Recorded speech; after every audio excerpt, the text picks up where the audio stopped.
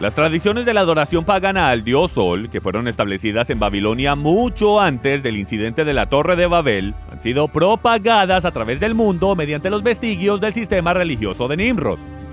Israel, como nación, fue escogido por el Todopoderoso para ser su representante, un reino de sacerdotes para reconciliar al mundo y llevarlo de vuelta a la adoración del único Dios verdadero. Pero Israel terminó inventando su propia religión con miles de mandamientos agregados a los simples mandamientos del Todopoderoso, a pesar de sus instrucciones explícitas de que a nadie le es permitido agregar o sustraer ni un solo mandamiento de entre las palabras que fueron exclamadas desde el monte Sinaí por el dador de la ley, el Dios de Israel. Esta es la historia más grandiosa jamás contada. Se trata de Yeshua, el profeta, el Mesías prometido. Acompáñenme aquí en la tierra de Israel a medida que emprendemos un viaje cronológico y arqueológico a través de los evangelios. Nunca se ha visto nada como esto antes. Soy Michael Rood, prepárese para un rudo despertar.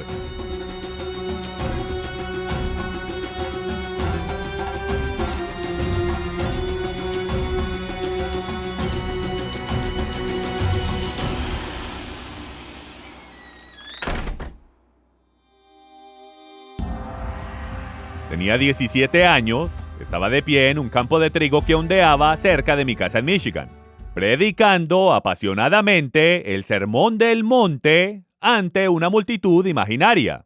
Estaba intentando expresar las palabras de la versión King James de la Biblia en mi propio vocabulario, tratando de entender lo que Jesús decía a aquellos que subieron la montaña para escuchar su primera enseñanza registrada. Cuando llegué a la frase, el Evangelio del Reino, paré en seco. Me quedé mirando ese campo pensando, pero dándome cuenta de que realmente no entendía esas palabras. Sabía que evangelio quería decir buenas noticias, pero no me ayudaba. Había leído esa frase cientos de veces, pero por primera vez en mi vida supe que el evangelio del reino era importante. Comencé la vida de la iglesia asistiendo a la iglesia bautista Calvary en Greenville, Michigan. Allí fue donde nací. Cuando estaba en el jardín de niños, me gané una Biblia versión King James, como premio por haber traído más niños al campamento cristiano de verano. Mi madre llevó a un grupo de niños a quienes nunca antes había conocido en nuestra camioneta Chevy año 55. Ella era la verdadera evangelista, yo solo la acompañé en el viaje dentro del Chevy del 55. Yo estaba en segundo grado cuando me arrodillé en mi cama y con lágrimas en los ojos le pedí a Dios que me usara como su sirviente. Ese fue el día que le di mi corazón y mi vida a Jesús, y eso dio comienzo a la aventura en la que me encuentro hoy. Ese año mi padre entregó su vida a Dios. Más adelante se convirtió en superintendente de la escuela dominical y asistió al seminario bautista con el objetivo de aprender hebreo.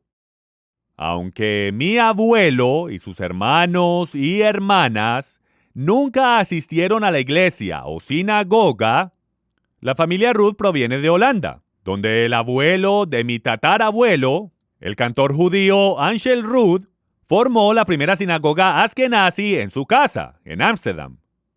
Pasaría casi una década antes de que yo comenzara a entender la importancia de mis raíces judías, a medida que me criaba en una iglesia gentil atendiendo 6 servicios por semana.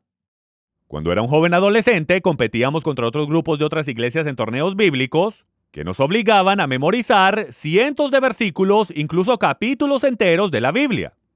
Fui criado como un judío bautista, completamente fuera de la religión de mis antepasados, pero hábilmente versado como un cristiano creyente en la Biblia.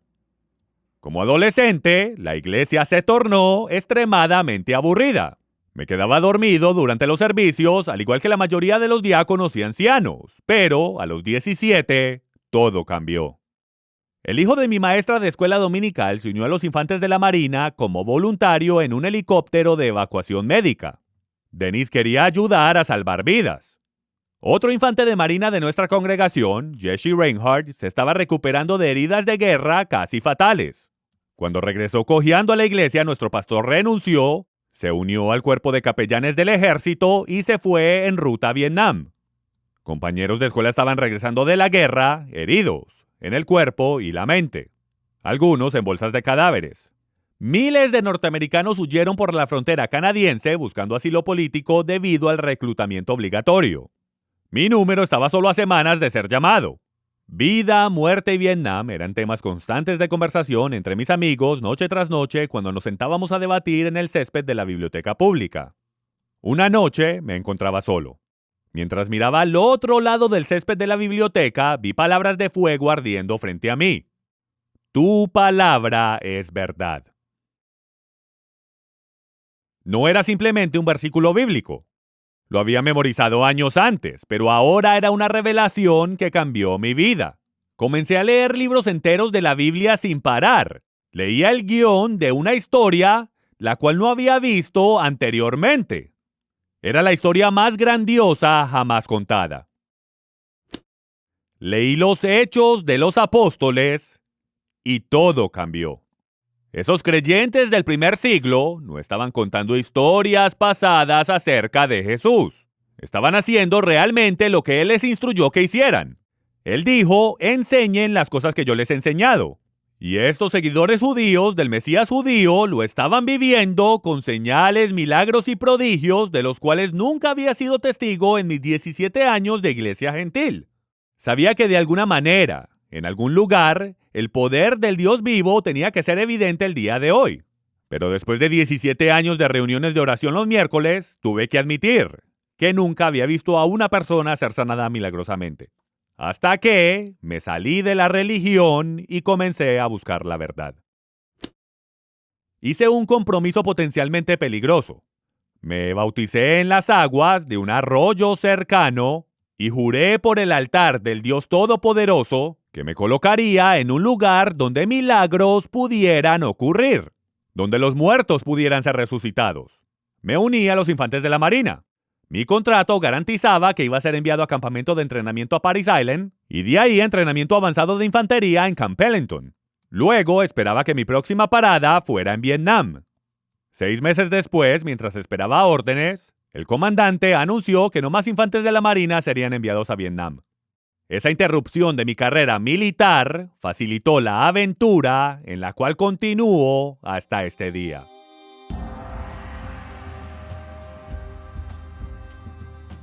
Le invito a tomar un atajo de 50 años conmigo, un camino que pasa directamente por la tierra de Israel, donde he establecido mi hogar durante los últimos 20 años.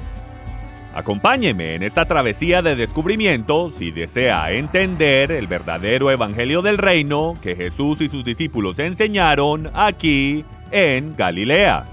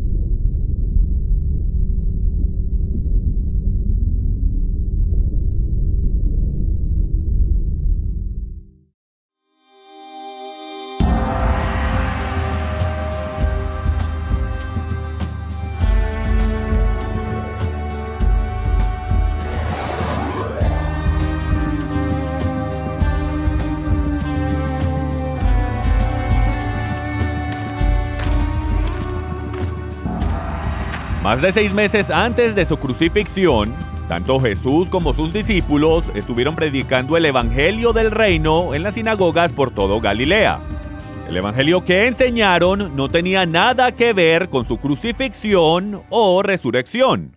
Pero la tradición ha hecho oídos sordos ante lo que Jesús dijo e hizo, en diferencia injustificada a las historias imaginarias que han sido creadas por hombres.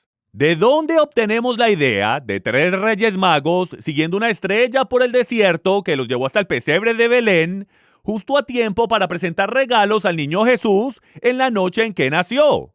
No está en la Biblia. De hecho, toda la escena de la Natividad que heredamos en el mundo occidental está en contradicción directa al registro del Evangelio. Esa tradición solo puede ser hallada en las páginas iniciales del libro Ben-Hur, una novela escrita por el general de guerra civil norteamericana Lew Wallace. Ben-Hur fue la novela más vendida en Norteamérica por más de 50 años. Superada solo por la versión King James de la Biblia. Tanto alcance tuvo la novela de Wallace, que incluso las escenas del pesebre de madera de olivo, producidas por los árabes en Belén, presentan a 3 reyes magos en el pesebre, cuando la Biblia cuenta una historia diferente. Si usted desea creer en Campanita, el ratón Pérez, el conejo de la Pascua o San Nicolás, le recomiendo que cambie el canal. He estado en búsqueda de la verdad por más de 50 años, no estoy interesado en proteger tradiciones erróneas. ¿Qué decir el 31 de octubre, el Día de Todos los Santos? Este era originalmente el día de Samhain, el dios de la muerte. Aun cuando las escrituras prohíben estrictamente la adopción de prácticas paganas y renombrarlas para que cumplan un propósito supuestamente espiritual, Roma cristianizó este día dedicado a la muerte al cambiar el nombre Samhain por Víspera de Todos los Santos, el cual se convirtió en el día más comúnmente conocido como Halloween o Hollyween, Santo Dios de la Muerte. En estos tiempos podemos ver cuán cristiana se ha tornado esta celebración. Es una ilustración viva del por qué Dios dio mandamientos tan específicos con respecto a la adopción del paganismo. En Deuteronomio 12:30, Moisés instruyó: cuídate de no caer en una trampa imitando las prácticas de las naciones paganas y de no buscar sus dioses diciendo: ¿cómo servían estas naciones a sus dioses para que yo haga lo mismo? No procederás así para con Jehová tu Dios, porque toda acción abominable que Jehová odia, ellos la han hecho en honor a sus dioses. ¿Y qué hay con el viernes de Dagón? El día en que el dios pescado asirio es adorado. Es por eso que crecí comiendo pescado todos los viernes en la escuela pública de Michigan. Y el domingo de resurrección, cuando Semiramis, la esposa de Nimrod, fue proclamada reina del cielo por los dioses y enviada a la tierra en un huevo gigante el primer domingo después del equinoccio de primavera, el cual cayó en el río Éufrates, se abrió y de él emergió Semiramis, reencarnada como Ishtar, la diosa del sexo de pecho desnudo, quien para demostrar su divinidad convirtió a un pájaro en un conejo que pone huevos. Porque las religiones romanas lamentan la muerte de Jesús el viernes de Dagón, el dios pescado, y celebran su resurrección el domingo de Ishtar, la diosa del sexo. Jesús era judío, no babilónico. Mi Biblia dice que fue en la Pascua hebrea, cuando el Cordero de Dios fue sacrificado, y en Yom HaBikurim, el día en que los primeros frutos eran cosechados de la tierra. ¿Y el 25 de diciembre, el nacimiento de Jesús? El 25 de diciembre era el solsticio del invierno en el antiguo calendario babilónico que marcaba la reencarnación de Nimrod como el bebito Tamuz. ¿Recuerdan el registro en el capítulo 8 de Ezequiel? ¿Mujeres llorando por Tamuz? Esto era una abominación que tomaba lugar en el templo que el profeta denunció como un hedor en la nariz del Todopoderoso. ¿Por qué se dice que todos los dioses paganos del sol nacieron el 25 de diciembre? Porque Constantino declaró esta fecha como el día en que Jesús nació. La profecía más repetida en todas las escrituras es la profecía sobre Jesús. Él dijo que solamente habría una sola señal de su autenticidad. Solo una señal de que él era el profeta del cual Moisés profetizó. una señal de que él era el Mesías, el cual eventualmente se sentaría en el trono de su padre David y gobernaría toda la tierra. Esta sería la señal del profeta Jonás. Tal como Jonás estuvo 3 días y 3 noches en el estómago del gran pez, asimismo Jesús profetizó que él estaría en el sepulcro 3 días y 3 noches y resucitaría al tercer día.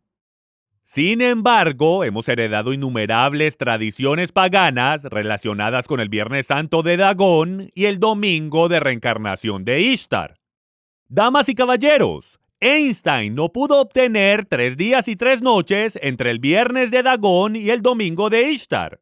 Pero debido a nuestras tradiciones heredadas, arraigadas al culto babilónico del sol, ni siquiera podemos contar hasta 3 para verificar la única y verdadera señal del verdadero Mesías. Algo anda mal con nuestros sistemas religiosos paganos, o hay algo terriblemente errado con la Biblia.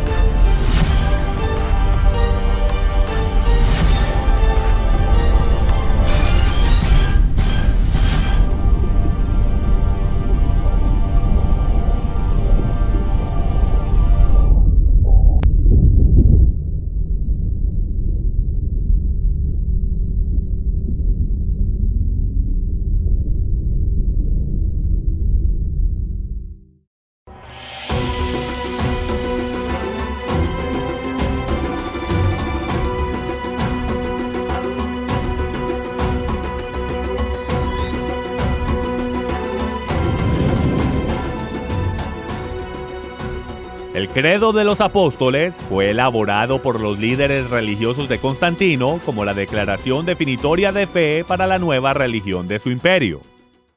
Jesús fue concebido por el Espíritu Santo, nació de una virgen, sufrió bajo Poncio Pilato, fue crucificado, muerto y enterrado, y al tercer día se levantó de los muertos. ¡Espere! ¿Dónde está todo su ministerio? ¿Nació de una virgen y sufrió bajo Poncio Pilato? ¿Qué clase de fe excluiría todo lo que él hizo y enseñó? Piensa acerca de esto. ¿Es este el verdadero evangelio? En Mateo, capítulo 4, versículo 23, se resume el ministerio de Yeshua en Galilea. Y recorrió Jesús toda Galilea, enseñando en las sinagogas de ellos y predicando el evangelio del reino, y sanando toda enfermedad y toda dolencia en el pueblo. Para entender lo que Jesús enseñaba en las sinagogas de los fariseos, debemos estudiar diligentemente cada incidente que los autores del Evangelio registran y preguntar: ¿qué fue lo que hizo Jesús en sus sinagogas? Lo que él hizo es el Evangelio del reino. ¿Qué dijo al calor de la contienda con los líderes religiosos?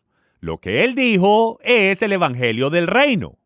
Todo lo que él dijo e hizo era una ilustración, un ejemplo vivo del Evangelio del reino, ambos en palabra y hecho. El Todopoderoso respaldó su Evangelio con señales y maravillas. Sin embargo, los milagros no son pruebas en sí mismos. Las palabras de un profeta tienen que estar de acuerdo con las instrucciones de Moisés. Jesús siempre corroboró y aclaró, pero nunca contradijo o revocó la revelación que Dios le dio a Moisés en el monte Sinaí. Moisés declara en Deuteronomio capítulo 13, versículo 1, «Cuando se levantare en medio de ti profeta o soñador de sueños, y te anunciare señal o prodigios, y si se cumpliere la señal o prodigio que él te anunció diciendo, vamos en pos de dioses ajenos que no conociste y sirvámosle, que ya se te ha instruido a no seguir, no darás oído a las palabras de tal profeta ni al tal soñador de sueños. Porque Jehová vuestro Dios os está probando para saber si amáis a Jehová vuestro Dios con todo vuestro corazón y con toda vuestra alma. En pos de Jehová vuestro Dios andaréis, a él temeréis, guardaréis sus mandamientos y escucharéis su voz. A él serviréis y a él seguiréis». La adherencia de Jesús a los mandamientos de Moisés pasó la prueba de autenticidad de un profeta verdadero. Los milagros que hizo y su aclaración de los mandamientos lo autentificó como el profeta del cual Moisés profetizó en Deuteronomio capítulo 18 versículos del 15 en adelante.